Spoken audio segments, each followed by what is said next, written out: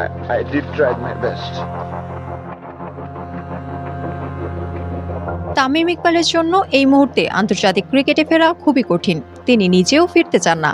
তবে Bangladesh cricket board সংশ্লিষ্ট একাধিক ব্যক্তিবর্গের সাথে তামিমের বৈঠক ইঙ্গিত করছে তামিমকে ফেরানোর মঞ্চ প্রস্তুত করা হচ্ছে। গেল মার্চের গোড়ায় তিনি বোর্ডকে সাফ জানিয়ে দিয়েছিলেন, চান্দিকা হাথুরুসিং সিং কোচ থাকলে তার পক্ষে জাতীয় দলে ফেরা সম্ভব হবে না। তবে এবার তামিম তুলনামূলক সহনশীল আচরণ করেছেন।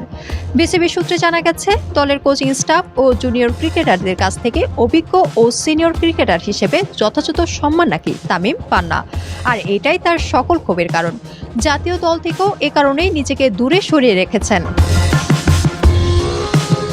বোর্ড মনে করে এই সংকট কেটে গেলে আরও কিছুদিন ওয়ানডে ক্রিকেটে তামিম ইকবালের সার্ভিস পাওয়া সম্ভব, অন্তত আগামী বছরের আইসিসি চ্যাম্পিয়ন্স ট্রফি পর্যন্ত।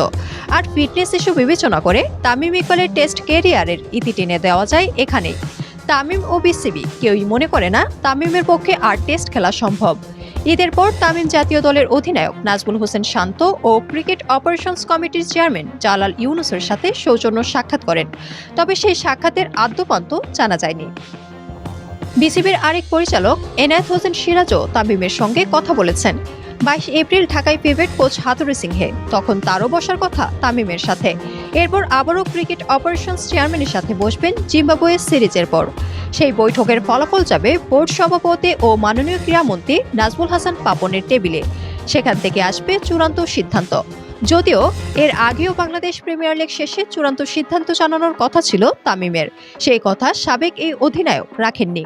এখন এই অবস্থায় চলমান ঢাকা প্রিমিয়ার ডিভিশন ক্রিকেট লিগকে ডেডলাইন ধরা হচ্ছে। এখন তামিমের মধ্যে সিদ্ধান্ত জানাবেন নাকি বিসিবি নিজেদের অবস্থান চূড়ান্ত করবে, কোনো কিছুই নিশ্চিত নয়। সব মিলিয়ে তামিমকে ঘিরে ক্রিকেট মহলে এখন গুরুতর অনিশ্চয়তা।